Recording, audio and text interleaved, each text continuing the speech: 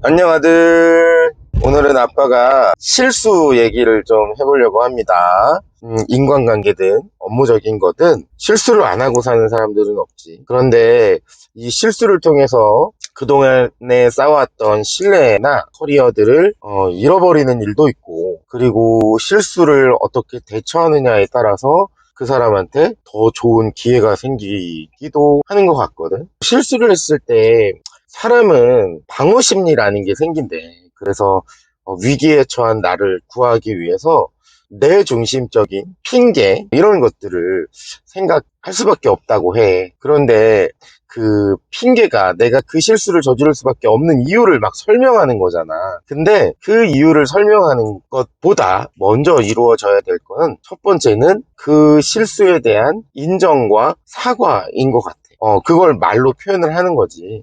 아, 제가 이런 실수를 하게 됐네요. 죄송합니다. 저의 실수입니다. 저의 잘못입니다. 라고 먼저 인정을 하고 사과를 하는 단계가 첫 번째 단계인 것 같고, 두 번째 단계는 여기서 이제 실수에 대한 상황 설명을 해야 되는 것 같아. 이 실수에 대한 상황 설명을 다른 요인 내에서 자꾸 찾아서 내 잘못이 아니다라고 이야기하는 것보다는, 내가 어떤 의도로 이 일을 하다가 실수를 하게 됐는지, 어떻게 잘 하려고 했는지, 그러다가 이렇게 실수가 나타나게 됐는지에 대한 이유, 이런 것들을 같이 설명을 해주면 저 사람이 남한테서 또는 다른 곳에서 핑계를 찾아서 나의 실수를 덮으려고 하는 게 아니라, 아, 저 사람이 이렇게 일을 하려고 했는데 이런 잘못 때문에 또는 이런 오류 때문에 이런 실수를 했구나라고 상황을 잘 이해하고 설득시킬 수 있는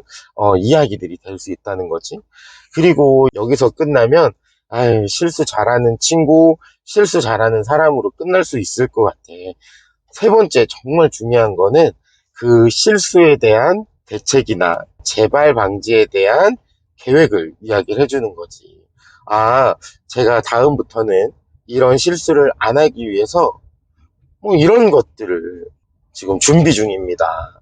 아, 다음번에는 요 단계에서 이렇게 하면 실수가 없을 것 같은데 어떻게 생각하세요? 라고 도움을 묻기도 하고, 이렇게 실수를 했을 때 어떻게 대처하느냐에 따라서 그 사람의 평가가 정말 많이 달라질 수 있을 것 같아. 정리를 한번 해볼까? 우리가 어쩔 수 없이 할 수밖에 없는 실수를 저질렀다면 이런 단계를 거쳐서 우리가 실수를 좀 대처해보자. 첫 번째는 실수에 대한 인정과 잘못, 두 번째는 상황에 대한 자세한 설명. 그런데 다른 것에서 이유를 찾지 말고 내가 그 일을 하려고 했던 의도를 포함해서 설명을 해보자. 세 번째는 실수가 매번 반복이 되면 안 돼. 그건 실수가 아니겠지. 그건 능력일 수도 있어.